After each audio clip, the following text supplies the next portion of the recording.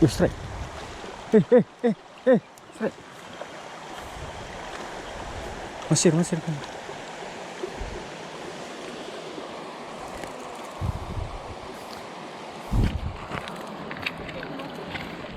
Hah? Kerling.